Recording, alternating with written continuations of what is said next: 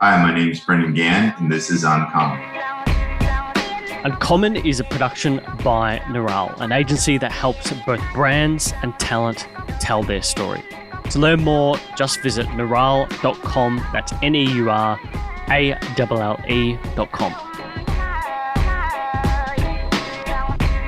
My guest this week, Brendan Gahan, partner and chief social officer at Mekanism, founder of Epic Signal, which of course was acquired by Mekanism.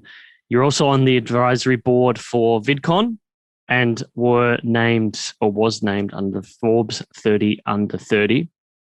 Brendan, first question for you. When are you going to get some AirPods? I got AirPods.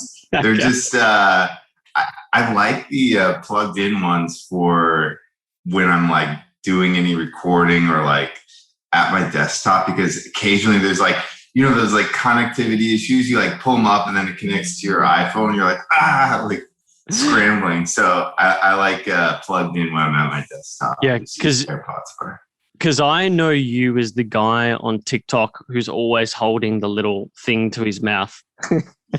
Yeah. People comment on that. It's so funny because I have like so many. I actually like am one of those people who constantly, like everybody else, I guess, like loses stuff. I think I've got 4 pairs of AirPods because I lose them and I find them.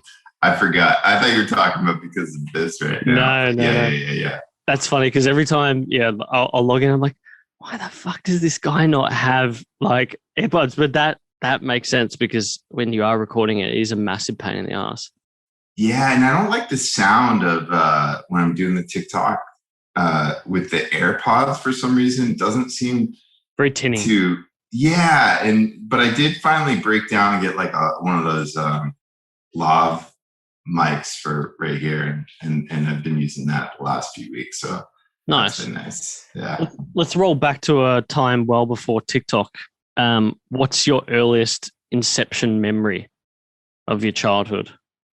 I think it's me in my backyard with my dad and like seeing like an airplane or something like that, and like him explaining to me what it was or something along those lines. Me as a very little kid in the backyard with my dad. Yeah, right. But that's what I think it is. Where did you grow up?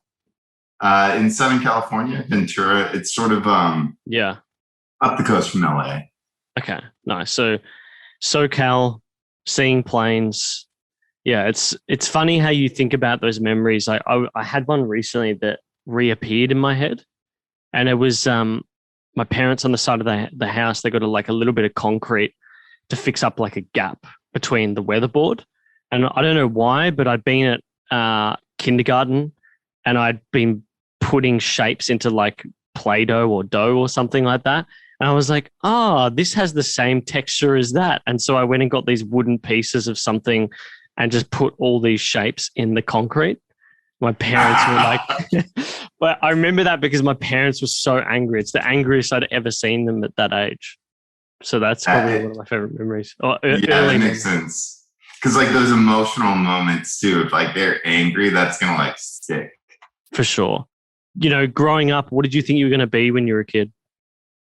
Pretty basic stuff, to be honest. Like for a long time, I thought maybe I'd be like a lawyer, or I really like this idea of being like a psychologist. But I did have this uncle who worked in advertising, and I just thought it was the coolest thing on the planet. And to me, it was like, oh, you're like working in Hollywood and stuff. And so I always sort of like looked up to him and what he was doing, but it never registered to me like, oh, I could do that as a career, because it just had no concept of what that looked like. But yeah, I definitely didn't think I would. I mean, obviously social media wasn't a thing, but I didn't think I'd get into advertising. Do you remember what he did in advertising? Like, was he an art director, creative director? He was a creative director. He was a pretty big deal. He did he was at Wideman Kennedy doing Nike, and they like hated it. The Air Jordan, the 90s. He did a bunch of like Air Jordan spots. It was really like those sort of like iconic, Bonos, Air Jordan. I'm pretty sure he worked on Charles Barkley, like I'm Not a Role Model, that ad. Like he did a bunch of big campaigns and I think he even won an Emmy for some of his work. He was Wow. pretty high up there.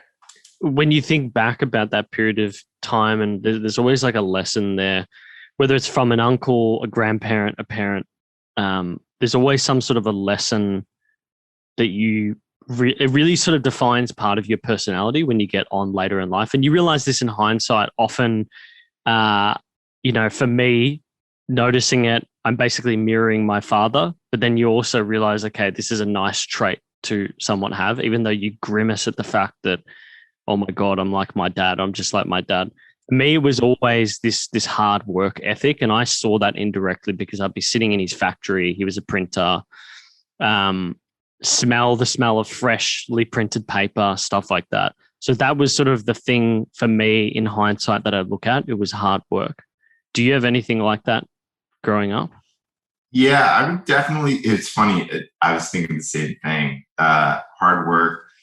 My parents were sort of the type of parents who'd be like, do your best. And like, they would never get angry. They'd get disappointed, So you sort of always wanted to put forth as much energy as possible into something that you were like really trying to accomplish.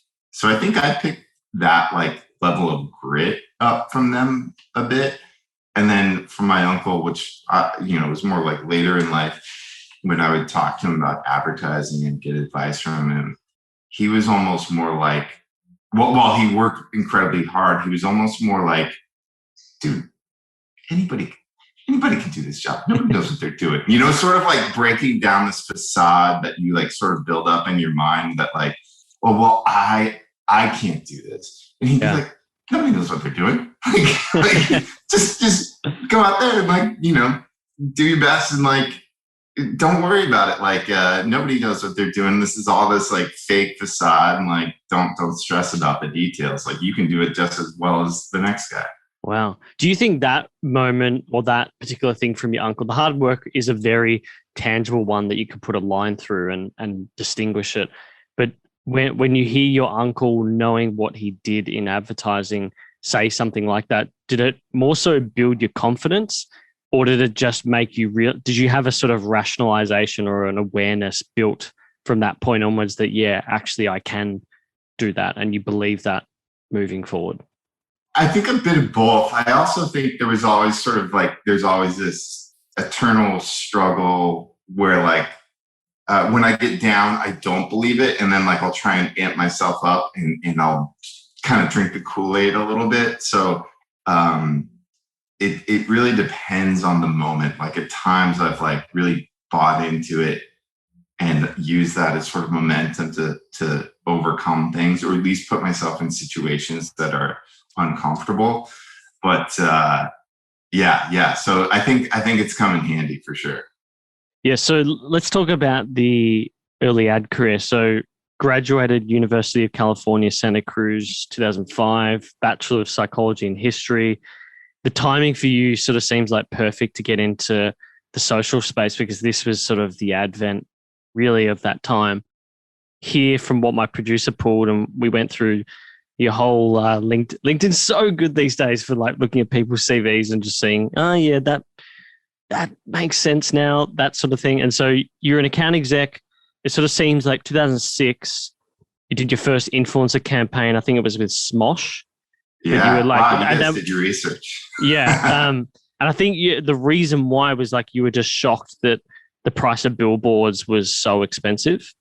And this specific campaign with Smosh like created or crashed the brand's website at the time. Yeah. And so for you, it sort of sounds like that was the, I don't know, eye-opener to this idea of social and influence, so to speak. 100%. I think it was like a proof of concept for me. I'm there working in advertising, and I'm a broke, college kid basically. I mean, I'm right out of school, I had no money, and like I just remember seeing budgets for things. I'm like, oh my god, like you could change the world with this much money. Like, why are you spending it on these things? And you know, it was that era where social media was becoming a thing. Like I was like the only person in the entire office on Facebook because I was the youngest person. You had to have the college email address and all that. And I was watching a bunch of YouTube. And to me, I was like, what? Like it wasn't like this like insightful thing where I was doing like research or whatever. And I was like, this is the next thing. To me, it was just like, this is what I enjoy doing. I know I'm not the only one. Like I'm looking at the view counter on these things. Like there's a millions of people doing the exact same thing. Why would we spend money on things that like literally like just pause and ask yourself, like, has a billboard ever had any impact on you? Like it may as well be invisible in my mind. So I think sort of my naivete worked to my advantage at that time. And I think there was an element of like, you know, my uncle's advice sort of sinking in and me being like, maybe nobody does know what they're doing. So why don't I just sort of challenge it a little bit and, you know, start throwing out social media ideas. And that's what I did in pitching Smosh for this brand. Yeah, it was such an early time. You're so right. Like YouTube, I distinctly remember that period. Maybe it's 2005 or six. So I must be a couple of years younger than you. I was finishing high school around then, and there was a guy who did. Do you know Bear Grylls? That Oh name yeah, ring a yeah, bell? yeah, yeah, Yeah. yeah. Okay, so Bear Grylls was like the thing during that era, and there was a guy at my high school that could really impersonate him, and he did Man versus Metro, and it was actually made by a guy who I've had on. He's now runs his own production company here, and runs a few TV shows for the networks out of his production company, which is sort of really interesting to see how far he's gone. But they made this Man versus Metro thing, and I think the night that it went up, I saw it had 10,000 views, and then the next morning it had like 1 million, and that was on That's YouTube. awesome. That's in YouTube days where it's like 2005, six, and then it would go on to Facebook. And no one, I still remember that. Like, I still remember preferring MySpace to Facebook in sort of Same. 2006. I really fucking hated Facebook up until sort of 2008, nine. It's really funny to think about that in hindsight. Wow. 100%. Okay, so the Smosh campaign. Now, obviously, you've had this storied career. You were at Mekanism. You went back to the firm. You founded Epic Signal 2013.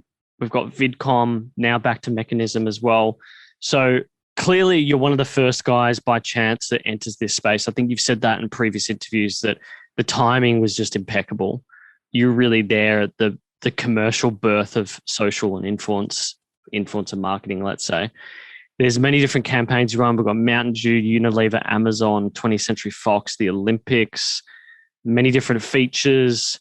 I mean, in this time, it's obviously always changing, but to you now, today, June 2021, what seem like the golden principles of social for brands and talent to you? Oh my gosh. There's so many.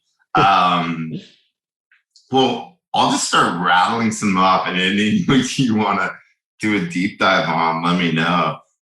I think one of the most important one is like recognizing the power of compound interest in building a community. So starting small is a good thing, and making 1% gains each day and just applying learnings, that adds up. It's very slow, and then it speeds up really quick. It gets that hockey stick growth, but it requires a level of volume. And I think much of the industry is still very much hung up on this idea of quality, in the sense of like, if it's not great, I don't want to put it out there in the world. But great is very subjective, and what people want is not necessarily overly produced content. They might want that, but I think the best thing to do is go in with sort of like an approach where it's like, what can I create consistently on a regular basis it's not going to expend so much time, energy, and money that I'm like limiting the amount of opportunities to learn. So I think quality leading to quantity is sort of one of the biggest and most important lessons that really anyone in social can apply. Because if you've got quantity of content, you can always sort of make a small tweak each day and apply those learnings and make it better and better and better. And if you're so caught up in something being perfect to you, you're limiting yourself to those learning opportunities. And so, you might be pushing something out once every month, 3 months, 6 months, but somebody who's pushing something out every single day, they've got 30x the learnings, 30x the opportunities to build an audience and interact with their audience. And you just can't compete, I think, with social, where volume is so important and learnings are so important. So we'll go, number one is the value of compounding, which I would 100% agree with. You see that in podcasts when clients want to do podcasts and they say, oh, we want to do a series of 10. I'm like, it just doesn't work like that. You just can't do 10 and be done with it and expect results. So compound interest, and then adding to that is the quantity versus quality component. I think it's quantity leading to quality. Okay. But you could then also argue that compound growth is going to improve the average quality, let's say. 100%. So there's two: compounding, quality and quantity, and their relationship to each other. What else? Yeah. I think the emotional side of things is really key as well. There have been all these studies out there around what content is shareable. Jonah Berger, the author of Contagious, has this great study. I think it's like this 2-page PDF out there. He talks about the 3 A's in terms of what is most likely to be shareable from an emotional standpoint. It's awe, anger, and anxiety. Those are the three most shareable emotions. And sort of like a layer on top of all that is any emotional impact that sort of leads someone to express themselves like physically, that's more shareable. So it's not like, that was pretty funny. It's like, oh, I laughed out loud, or like, oh, that was pretty sad, tear in your eye. Like, you really need to make someone feel something. Mm-hmm. So I think tapping into emotions is another really critical one. And then I think the other one that's really, you see with like influencers in particular, is sort of these parasocial relationships that develop.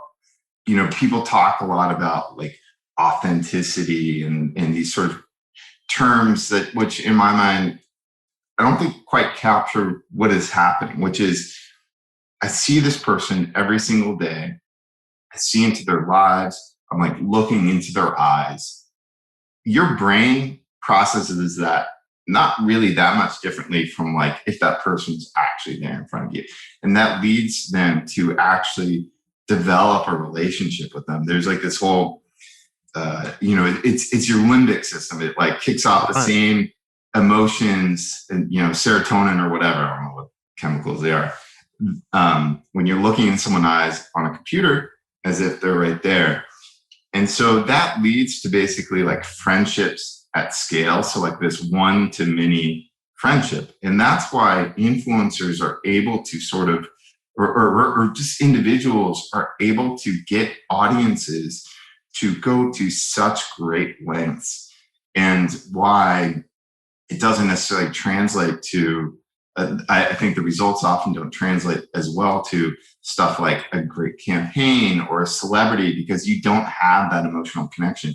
A friend's recommendation is going to trump a great commercial every day of the week. Like it can't compete. And so I think those sort of parasocial bonds and relationships is something that really anyone in social, particularly individuals, should try and cultivate. Well, I was just looking here at the Wikipedia definition of that. So essentially parasocial interaction or relationships is, like you said, the processing of the brain, seeing a person who is famous or you don't see on a day-to-day basis and interacting and seeing that as an actual relationship. So obviously it sort of sounds like the more you see that person, or the more authentic that person is in the way that you engage them, i.e., social influences, the more likely you to see them as a unique relationship, like a friend versus, say, Brad Pitt, who's on a cinema screen, if that makes sense. Exactly. Yeah. Okay. Yeah. 100%. You distilled that much more articulately. Sorry, I have a habit of just sort of like rambling and going off on. No, that's fine. I got to say, it's always harder being interviewed than being the interviewer. There's no doubt about that in my mind after doing both, for sure. You're being too kind. No, no, seriously, I've done interviews and I'm like, what the fuck did I just say? You know? And the thing is, as an interviewer, you don't want to give people notes because it doesn't make the interview authentic, but yeah, it would be really good if you did that, because then people could formulate the idea in your head. So it's a really, really tough one. So I always do that with all guests, I would say. So we've got our 4. Are there others that are sort of really coming back hard to you at all?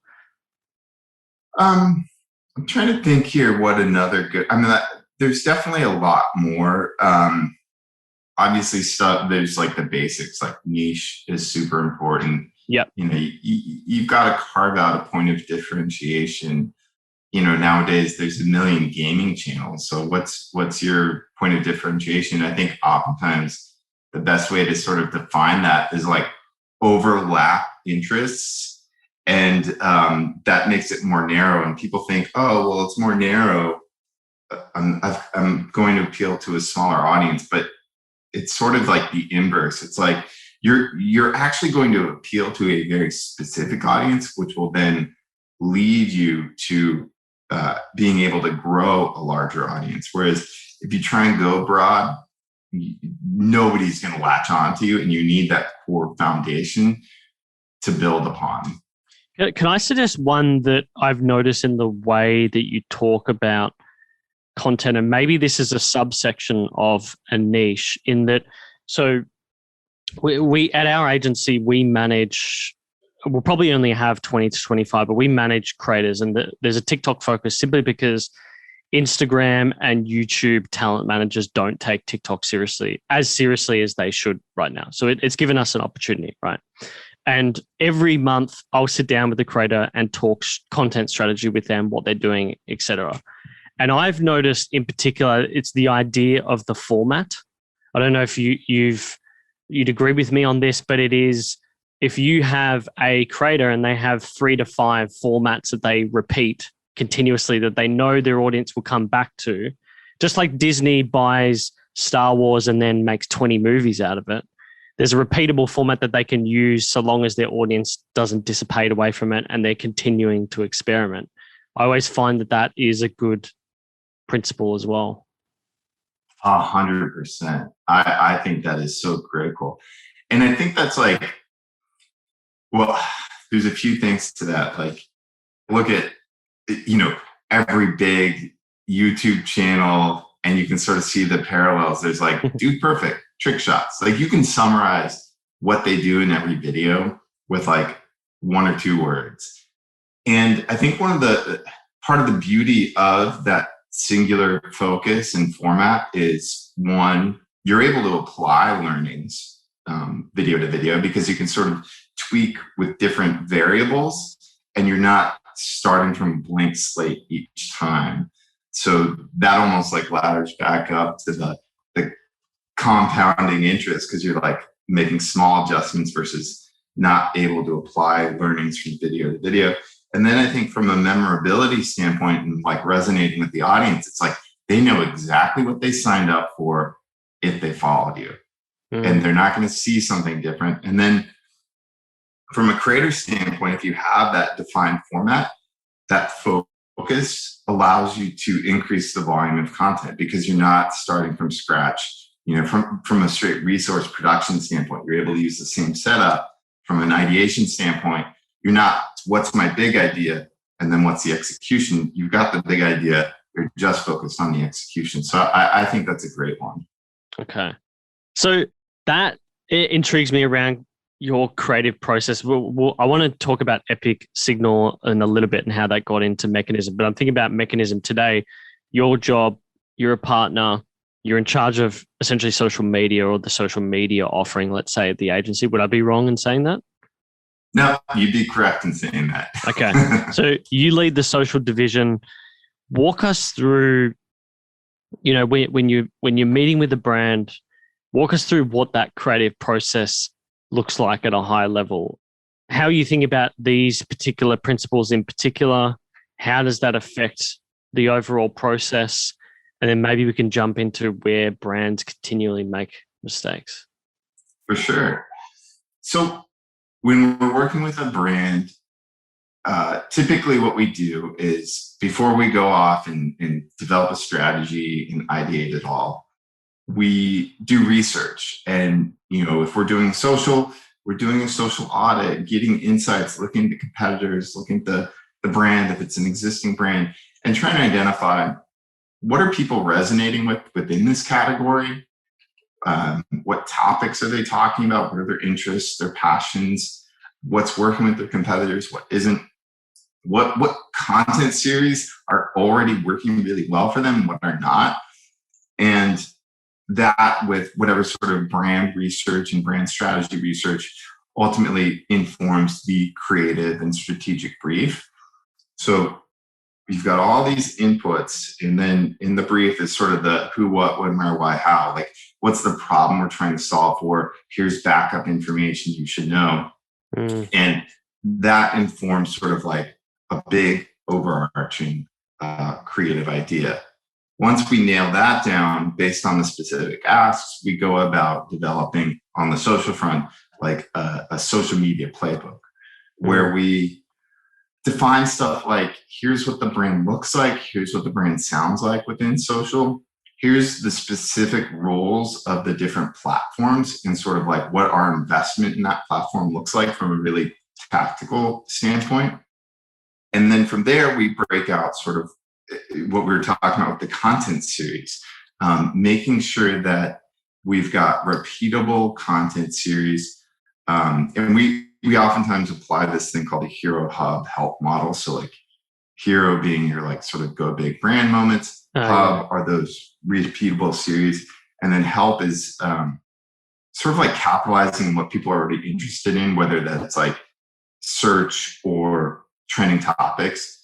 With that sort of thing, oftentimes it requires us developing a real-time content strategy, like what topics are we going to participate in, that type of thing. That's the process, and then we go and execute. And obviously when it goes into like creative ideation and coming up with the ideas, that's where we're making sure we're checking off those elements of like, is this going to resonate with the audience? Are we carving out a niche? Is it emotionally resonant? And then, in the specific content series, we've got the repeatable formats and all that. Interesting. So that's it from an owned content strategy, high level how it works. So you've got this process. I guess we get to the interesting point where often agencies are engaged for strategy. Good agencies like Mechanism are engaged for strategy. And then you get to the implementation part. And we've got this era now where I don't know if it's half the time, 60% of the time, whatever it may be. I'd be intrigued from your perspective. Some of it is brought in or brought in-house by the client, because more and more of journalists, media, content creators are being brought in-house. That is a known trend. But then there's also them leaning on you guys for execution. What's like the percentage these days for businesses like Mechanism? Is it leaning more towards them handling it themselves, or more for the agency? That's a good question. I'm trying to think about a percentage. I would say even the ones where the brands are handling a portion of it in-house, we still have a significant segment. I feel like a number of our brands, like maybe 30% of the content comes from in-house, and then 60% is coming from us. Or sorry, that math doesn't up.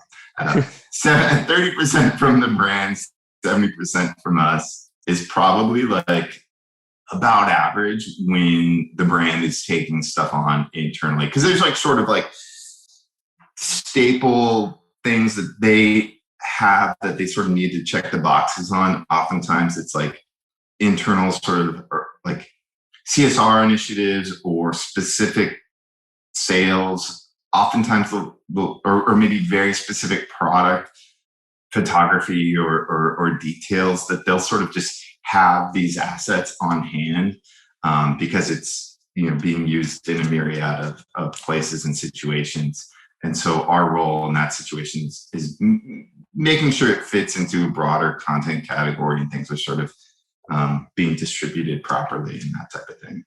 When it comes to this point, and this is, I guess, the interesting thing for me, you guys would serve clients across many different accounts, many different types of engagements. I should be intrigued to know, what the breakdown is. Is it more content? Is it more influencer content? And when I say content, I mean like it could even be UGC type stuff. But where do the wheels start to come off? Where do brands continue to make mistakes at the moment? And is that as much about the client or as much about the engagement? I think it can really be distilled into sort of like overthinking things, whether it's influencer marketing or content and content strategy. There's a real desire to let's do things faster, cheaper. Like that's what people sort of know they need on all sides. We're guilty of this as well. There's sort of this desire for control. And what exactly am I going to get? What exactly is the outcome going to be? And I think it leads to a little bit of analysis paralysis at times, or death by 1,000 paper cuts, and something which could have been pretty quick and you could have gotten those learnings out the door and it could have been, much more inexpensive, becomes bloated and slowed down because of the amount of people who want to weigh in on things and the checks and balances. And there's not a perfect answer here. Oftentimes you're dealing with billion-dollar corporations. They get sued all day. Like lawyers are there to protect them, and there's a very real reason for checks and balances. But within social media, I would say overall, it's probably a bit of a hindrance. Yeah, it's funny you mention that because for every good client, case study worthy client, there's about 5 terrible experiences that you just have for various reasons, whether it's bureaucracy in a company, whether it's the marketing manager was not hitting their targets for a month. There's always something, so to speak, and you just can't dodge those things. I think that's just part of being in the business. 100%. Especially like when you're working with influencers and stuff, there's oftentimes this like disconnect and understanding on their side and the brand side. But, influencers, and I think a lot of us in influencer marketing love this narrative of just hand it over to the creators and trust the creators. and there's an element of truth to that, but there's also like an element of like, these are billion-dollar corporations. There's a reason they're billion-dollar corporations. They're methodical. They've got processes, and they don't just let things go out the door without reviews because they don't want to get sued. They don't want to end up in the press and their stock, price tank. And we saw yesterday, like Ronaldo or whatever, he like took Coke bottle off the table, and like, I think Coca-Cola's market cap tanked. $4 billion. It's like little things now turn into headlines. And so there are reasons for these. And I think it's important for creators to understand sort of the business side of things as well. Because it really is easy to sort of, I think, place this blame on the brands. But it's not a bunch of idiots running multi-billion-dollar companies. No. They're not dumb. They know what they're doing.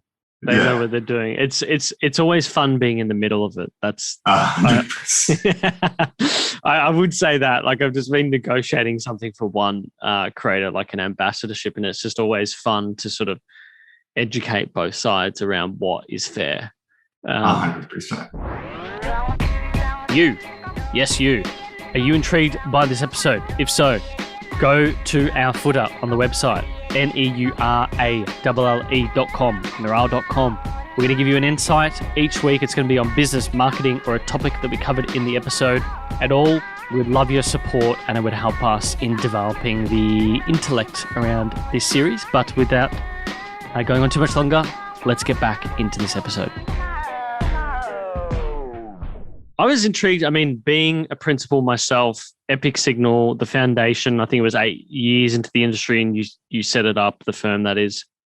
I was intrigued just if you had to, imagine tomorrow you leave Mekanism, Mekanism is broke, all of a sudden something crazy happens and you're without a job. What would you do? But if you had to set up a firm, what would that look like? So we're narrowing the options down to like a firm, like an agency business. Yeah. I would probably jump on influencer marketing again and narrow the niche down, like focus to a very specific niche. I don't know if I would jump into TikTok necessarily right now, just because I feel like I think a year, 2 years ago would have been like the prime time to jump into that. Maybe I would do like a subsection, like vegan food TikToker agency or whatever, like narrow it down. I think you could probably still do that and do pretty well. But I would find some niche of influencer marketing, and I think I could spin that up and do pretty well relatively quickly. I think live stream shopping is this big trend that's exploding. So maybe that would be the focus.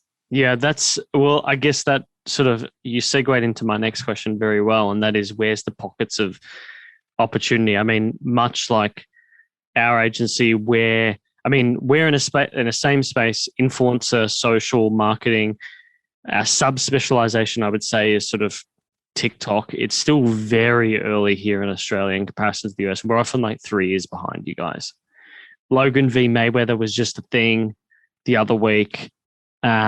There's obviously great opportunities here across multiple different platforms and multiple different niche areas. So for you, it sort of sounds like live e-commerce is the next best thing, sort of Danos Direct or sort of direct buying TV online. Yeah, I actually think there's 3 big trends within social that will sort of define the next 3 years, like near term, long term, sort of like nobody knows, but this is my best guess. And I think it's live stream shopping. Like we see it's massive in China.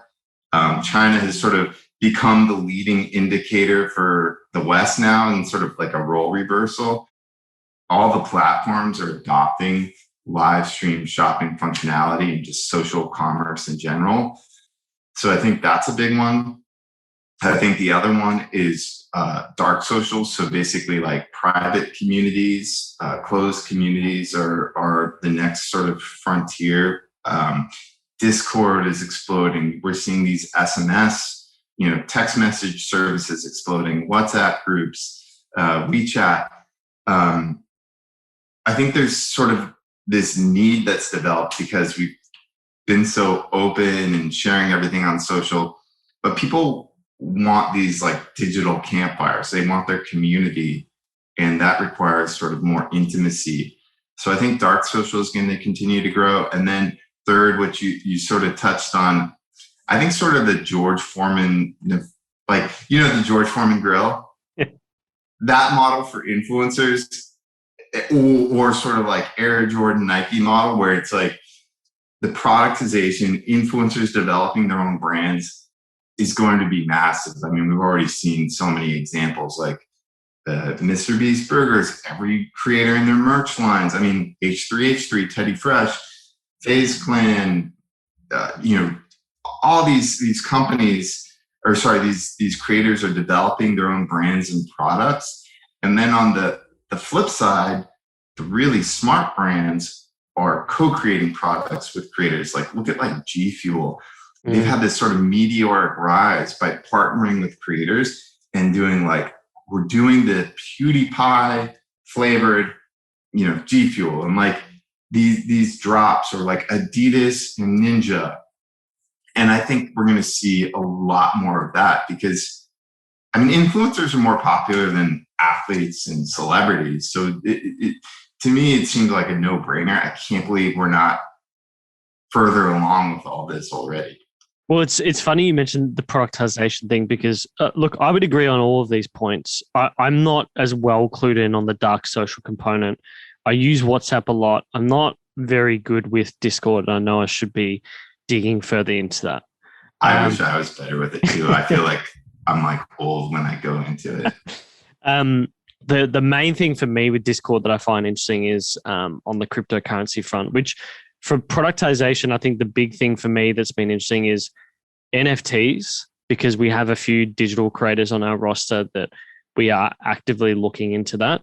But the productization thing is really interesting, because there's now a specific company that is here in Australia. They went from, I don't know, maybe $100,000 in revenue to a couple million to 50 million, till they probably do $200 million in revenue this next year. That is, and I've interviewed these founders, it's called Saucy, and they basically just source everything for you across the supply chain to build a product, build a finished product, so to speak.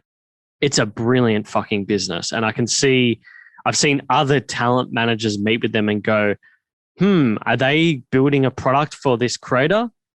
But in this case, actually, what's turned out is the talent managers are even getting in on it and creating their own product, because they have somewhat of an audience or somewhat of something to do with products. I think products is definitely a thing. I got to ask, with the live commerce thing, I definitely agree.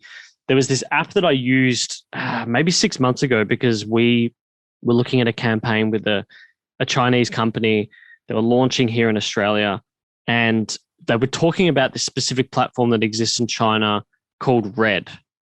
Oh, I know what you're talking about. Yeah. It's also known as like Little Red.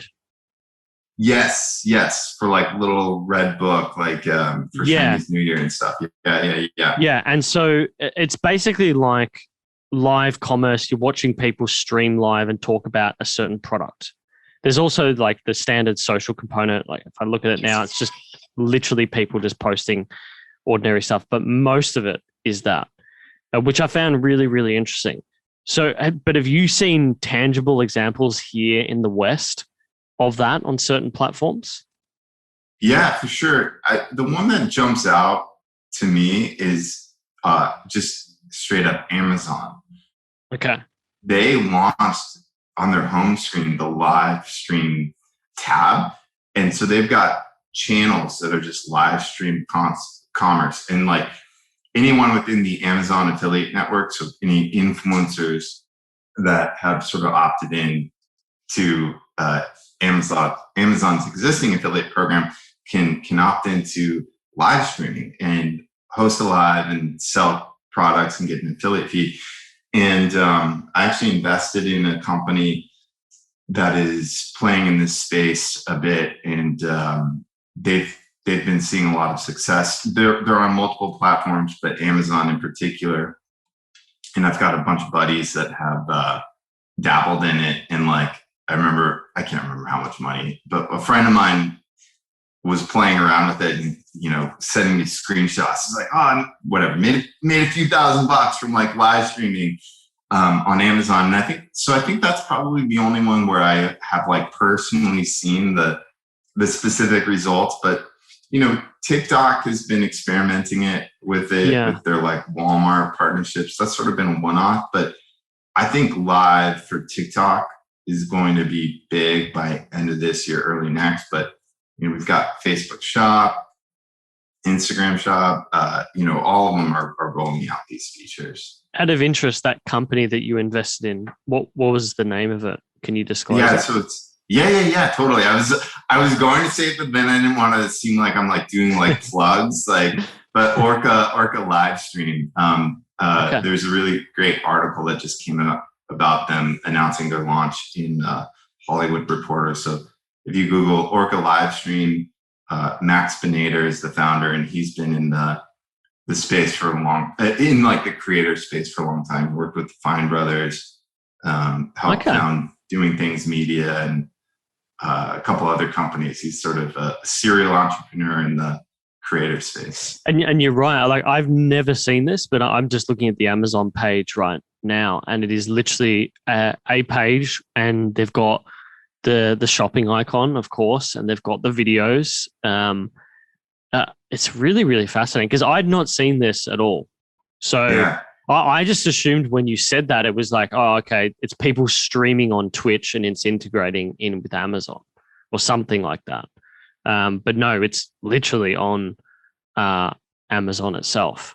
Yeah, it's crazy. So these guys are basically building a production studio of products. And I'm guessing the business model would be like your sort of not Danos Direct. Here locally, it was Danos Direct, but I'm sure there was some sort of there's all sorts of examples in the US, but basically it's selling products on TV. It's on breakfast TV shows, etc.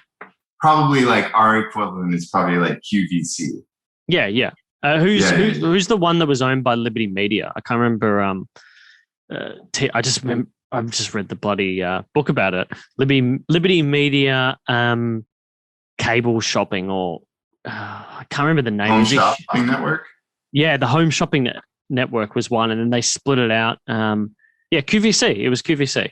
Yeah, and they built this whole. They built this whole studio in. I just remember reading this whole studio, and it was a brilliant business. It was actually part of the reason why. Who's the Liberty Media CEO? Oh no, not the CEO. It was John Malone. That's it. It was John Malone's biography, and it was talking about how when he spun out the Liberty Media, demerged from the cable business. Part of that was that online shopping business. So that's really, really interesting. Walker, there you go. Yeah, and the data coming out of China is wild. I think it was, if I remember correctly, it was the third most common or most effective e-commerce strategy. I think it was 136 billion in revenue in 2020. And like, there are just some like rock stars. Like there's this woman, I think her name's pronounced, it's Viya, but I think it's pronounced Wia.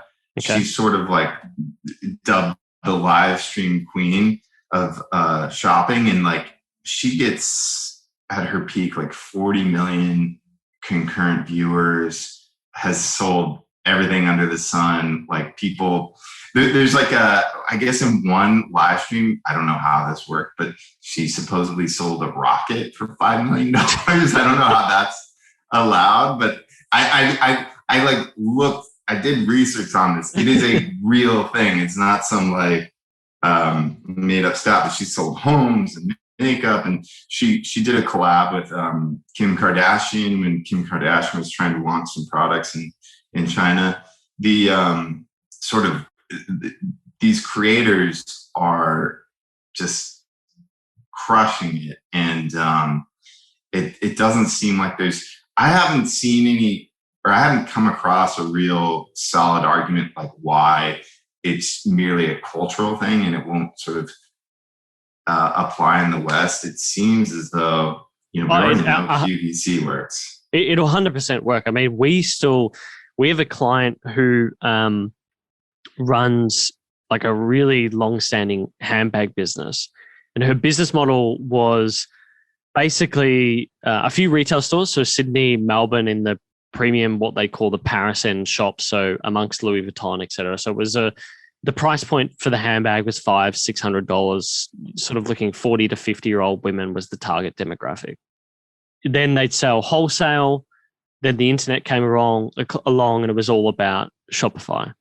But she's still, to this day, the founder goes on what we call Danos Direct, or sort of, the equivalent of QVC here in Australia, which blows my mind. But the metrics prove that it still works.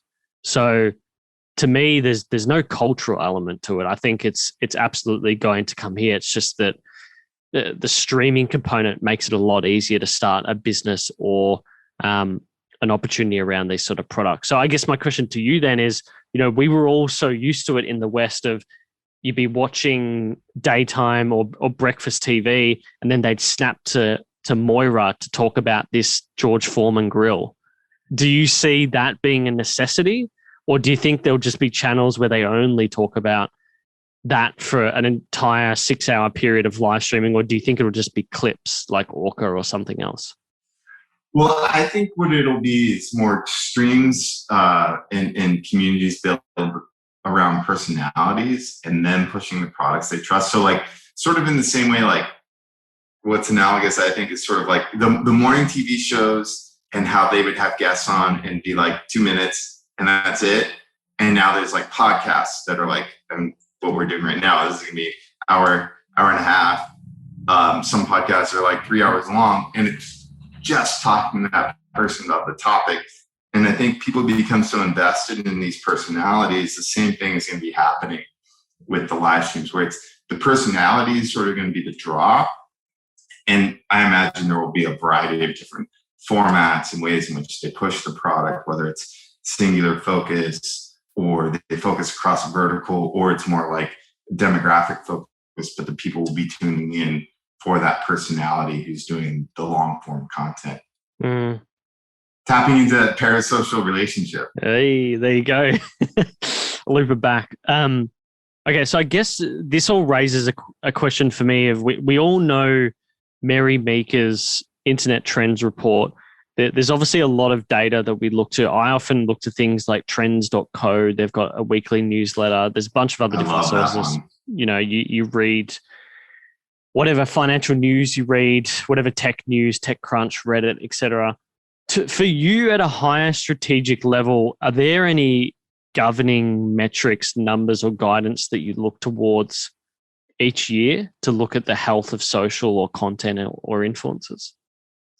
I would say I'm probably not as strategic as I look at things like each year and try and map things out. It's more like I look at the same things sort of like consistently, and then over time, like for whatever reason, I'll connect dots, which may or may not exist. And I'm like, oh, that seems like a trend. Like, so I check the App Store almost pretty much every single morning. I'll look at it and be like, what's the top 30 apps? And when something's there that wasn't there, it's like, what the hell is going on? And dig in.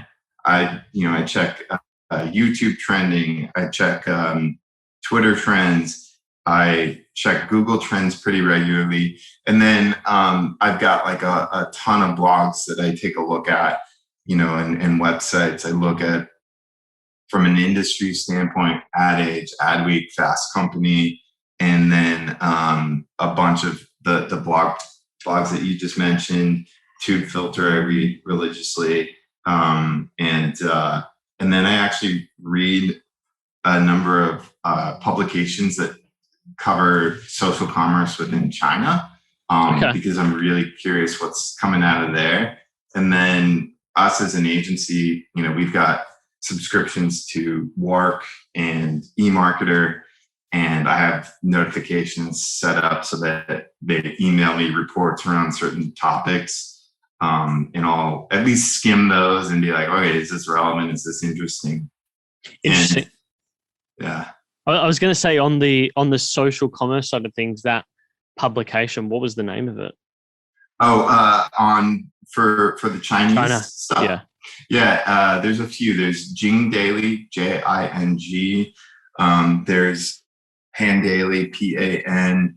And then there's a handful of others. Like I subscribe to the newsletters for like, I'm probably going to butcher the pronunciation, but like Pindao Dao, and a handful of the other platforms out of China, just sort of see like what they're pushing.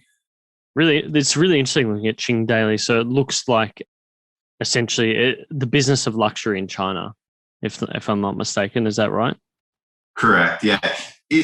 It definitely, like, they highlight the like luxury fashion market, but all the content generally is about the role of social commerce. Not exclusively, but it skews that direction. And so it's, for me, it's like a very just like quick way to kind of get a snapshot of like what tactics people are using, what platforms are blowing up.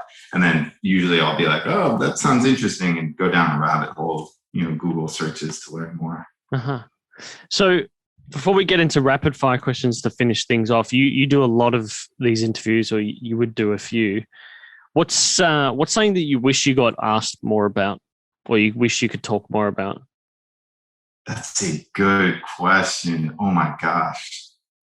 I think you've asked really great questions, to be honest, because you sort of disarmed me in the beginning with like the memory and stuff like that. I think one thing that maybe isn't discussed enough, and this isn't necessarily for me personally, but like I think oftentimes in podcasts, it's like people are sort of putting their best foot forward. And I know, at least for me personally, like oftentimes I'll listen to stuff and then I'm like beating myself up. I'm like, I'm not doing enough. I'm not good enough. Like, I'm like, I'm failing at life, and like that sort of thing. And I think in reality, everybody sort of has very real setbacks and failures. And so I would maybe it would be sort of something like, what's a failure that you learned from, or what was like your lowest point in your industry, or something like that. Yeah, it sort of goes back to what you mentioned about your uncle, and that sort of no one's really perfect, and we all have our faults and our failures, so to speak. Yeah. Has there been a particular failure for you that you still cringe at or think about to this day? Yeah, definitely. I mean, I remember very early on starting in advertising and just working myself to the bone and feeling like I was like stupid, basically. I was like, I'm not cut out for this. And, I would go in the office really early, stay really late. I remember a conversation with a friend of mine being like, I don't know if I'm like cut out for this. Like, I feel like I'm like, I don't like everybody else gets it and I don't. And that was sparked, I think, by a few things. Maybe I would say specifically I was trying to do things that I probably wasn't best suited for, that weren't leaning into my strengths. But I circle back on that feeling and less so over the years, but even still, I feel that way quite often. But the first 5 years in advertising, I probably had a meltdown like that every month or two. Yeah, that sort of sounds like me, where the hard work is a bit of a double-edged sword, and that doesn't give you time to step back and think a bit clearer, if that makes sense. All right, rapid fire questions to finish things off. It is your morning. What is your morning and then evening routine typically look like?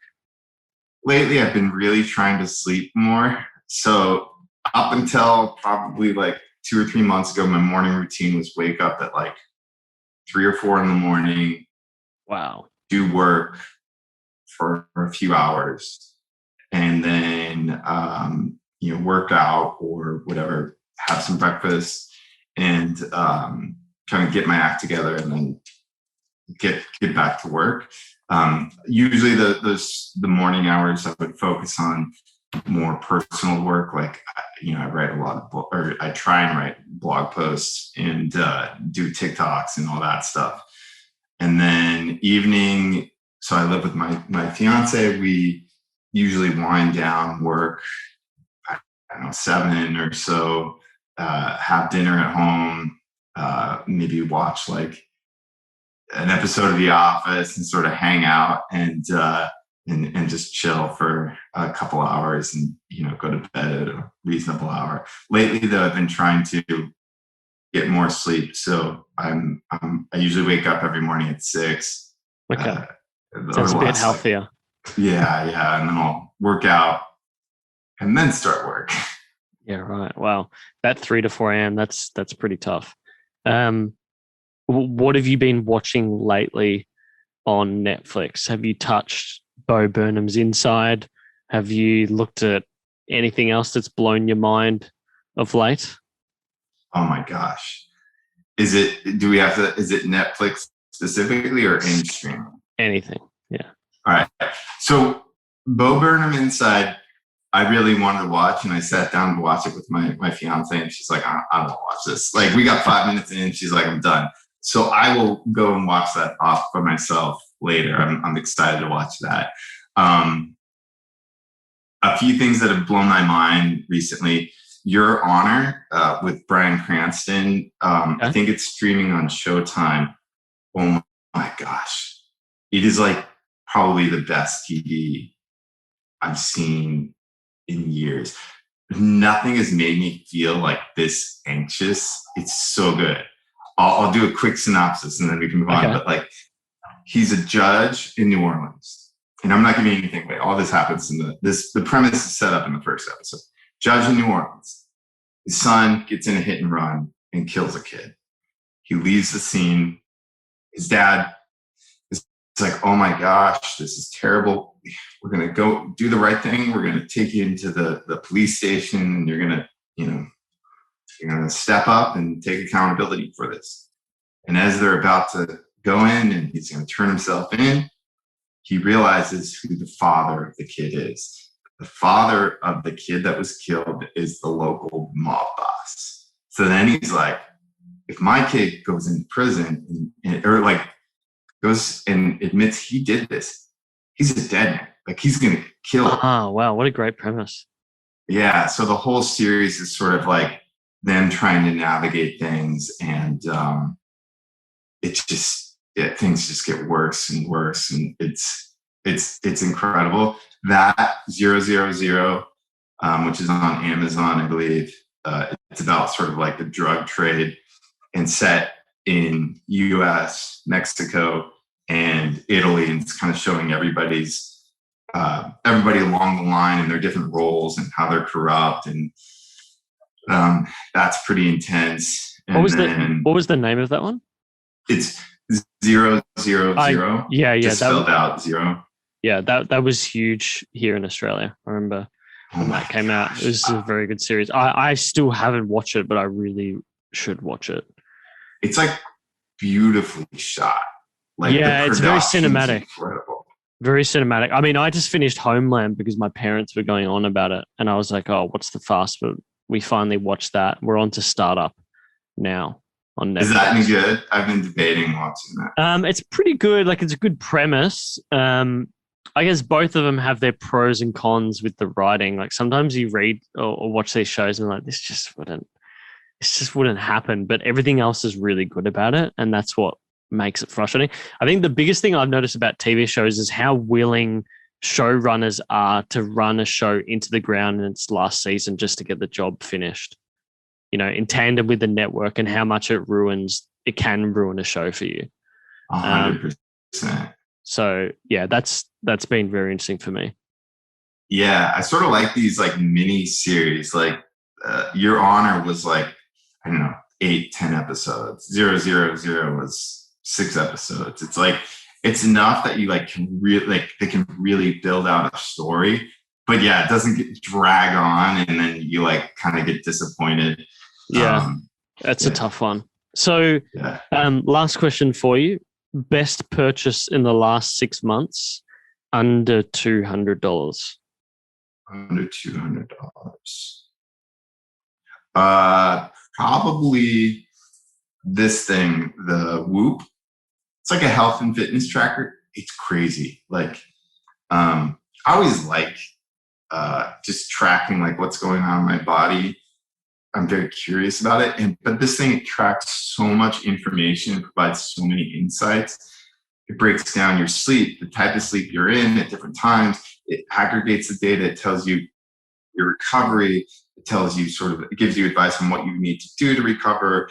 It advises you on like, all right, if you're trying to make fitness gains, you should work out to this point. They call it like your strain level for that day. And so it's like, you're trying to make gains, surpass this strain level. If you're trying to recover, keep it below this.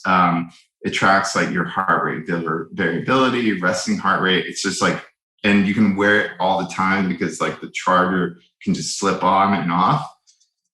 I've never seen anything like this before. So yeah, And like I was thinking what makes it significant in comparison to the Apple Watch. When you look at the website, it looks at these things like your resting heart rate, your heart rate variability, the sleep, and recommendations around how much you should get. So it's almost like it is finally a complete package of hardware and software. Yeah, it pulls it in and distills it and makes recommendations. Like I've worn the Apple Watch off and on, and it's like, oh, okay, my resting heart rate is this. Cool. Like there's nothing actionable from this. It.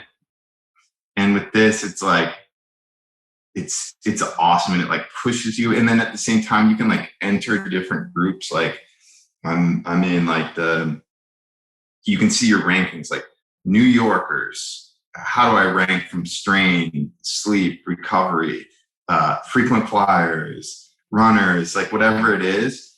And so that adds like a little competitive element too, which is nice. Interesting. And it's membership based. So yeah. They've gone for that recurring revenue that everyone loves, that SaaS revenue. I'm like locked in. Brendan, thanks so much for doing this. I know it is early over there. Where can people find you on the interwebs? Yeah, whatever your platform of choice is, just Brendan at Brendan Gahan, BrendanGahan.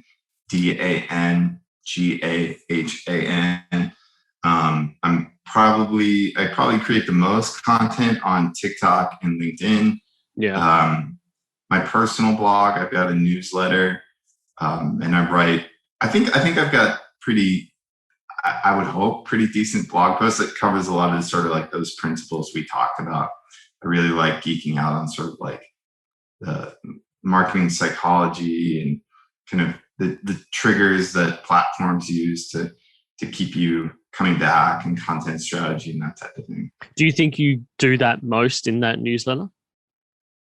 Yeah, in the newsletter and on the blog. So if you sign up for the newsletter, if there's a new post, I'll push it out, and then I'll usually sort of do insights once a week or so, and then the blog posts are sort of like the compilation of like all the distilled like thinking. Yeah. We'll make sure we link all the social links in there, of course. But that newsletter that you send out, where can people find that in particular? If you just go to brendangahan.com. And it's on there. Yeah, the homepage is just an email sign up form, so you can do that. And I wrote like I think it's like a 38-page a 38-page ebook, sort of distilling a lot of the sort of social principles and stuff. I went down a rabbit hole, so yeah, I like that. Give that a read. Nice, Brendan. Thanks so much for joining the show. Thanks for having me. This was awesome, and you're an incredible interviewer. Thank you. I love hearing that. That's awesome coming from the guy that I know as the TikTok guy. Thank you so much for checking out this episode. If you do like it, please subscribe, and of course, like if you're watching the YouTube video as well. We'd really appreciate that. You can also find our Clips channel in the description. For audio, if you're not already listening, you can search Uncommon on Pocket Cast, Spotify, and Apple Podcasts quite easily. For video, if you're not watching, you can search Uncommon on YouTube. And for behind the scenes takes and clips on social media, then definitely check out at @uncommon_show on Instagram. But otherwise, look, thanks so much for tuning in, and until next time, thanks for listening.